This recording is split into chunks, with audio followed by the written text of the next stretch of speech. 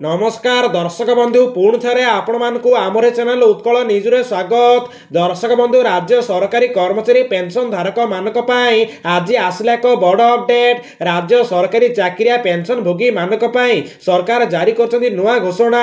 बैठक में 7% महंगा भत्ता वृद्धि को मिलिला मंजूरी। सरकार करछन्ती डीए वृद्धि। तेबे चलतु दर्शक बंधु कौन रही नुआ अपडेट जानिबा।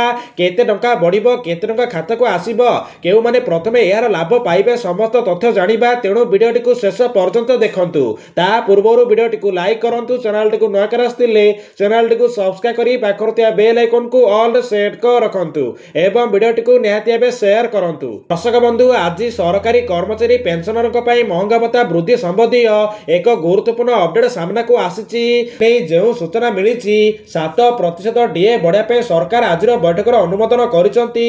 महंगाईर वृद्धि, बजार मूल्यर चाप, किछि मासर एआई सीपीआई सूचकांक जेपरि गतिशील होई उठितिला ताकू दृष्टि रखी सरकार 7% डीए वृद्धि करिसंती। जार फल महंगा भत्ता 46% रु बढ़ी 53% को पहुंची। दर्शक बंधु यह केवल मात्र साधारण डीए वृद्धि नुहे, बरं विगत किछि मास धरी कर्मचारी पेंशन भोगी जीवन यापन आसथिबा आर्थिक चाप को हालुका करिवार सहायता अटे। वर्तमान समय यह अनुमोदन मिली। तथापि 2025 जुलाई ठारू यह लागू हेबो बोली सूचना मिली। यह अर्थ है एबे दिया जातिबा मासिक दरमा रे परिवर्तन न आसिले मध्य आसंता मासरे 4 मासर एरियर सहित वृद्धिर दरमा मिलिबो। एही एरियर राशि विभिन्न बेसिक पे अनुसार हेबारो मिनिमम 4500 टंका आरंभ करी 18000 टंका पर्यंत मिलिबो।